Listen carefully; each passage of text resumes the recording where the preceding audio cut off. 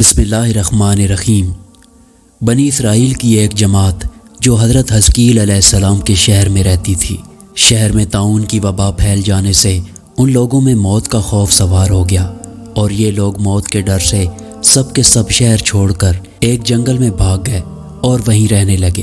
तो अल्लाह ताला को उन लोगों की ये हरकत बहुत ज़्यादा नापसंद हुई। चुनांचे अल्लाह ताला ने एक अज़ाब के फरिश्ते को उस जंगल में भेज दिया, जिसने एक पहाड़ की आड़ में छुपकर और चीख मारकर बुलंद आवाज़ से ये कह दिया कि तुम सब मर जाओ। उसकी भयानक चीख को सुनकर बग़ैर किसी बीमारी के अचानक ये सब के सब मर गए, जिनकी तादाद 70,000 थी। इन मुर्दों की तादाद इस कदर ज़्यादा थी कि लोग उनके कफन और दफन का कोई इंतज़ाम नहीं कर सके और उन मुर्दों की लाशें खुले मैदान में बेगौरो कफन 8 दिन तक पड़ी पड़ी सड़ने लगी और बेइंतहा बदबू से पूरे जंगल बल्कि उसके अतराफ में बदबू पैदा हो गई।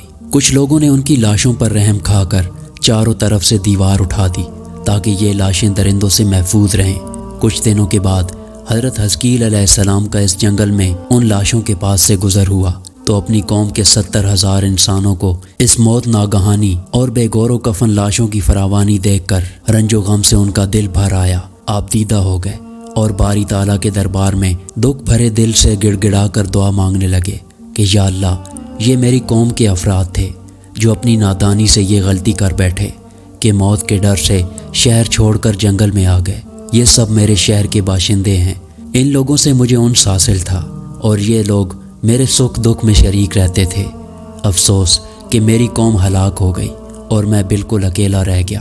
ऐ मेरे रब, ये वो कौम थी जो तेरी हम्दो सना करती थी और तेरी तौहीद का ऐलान करती थी और तेरी किब्रियाई का खुतबा पढ़ती थी। आप बड़े सोच दिल के साथ दुआ में मशगूल थे कि अचानक आप पर यह वही उतर पड़ी कि ऐ हज़कील, आप इन बिखरी हुई हड्डियों से फरमा दीजिए कि ऐ हड्डियों, बेशक अल्लाह ताला तुमको हुक्म फरमाता है कि तुम इकट्ठा हो जाओ। ये सुनकर बिखरी हुई हड्डियों में हरकत पैदा हुई और हर आदमी की हड्डियां जमा होकर हड्डियों के ढांचे बन गए। फिर ये वही आई कि ऐ हज़कील, आप ये फरमा दीजिए कि ऐ हड्डियों, तुमको अल्लाह का ये हुक्म है कि तुम गोश्त पहन लो।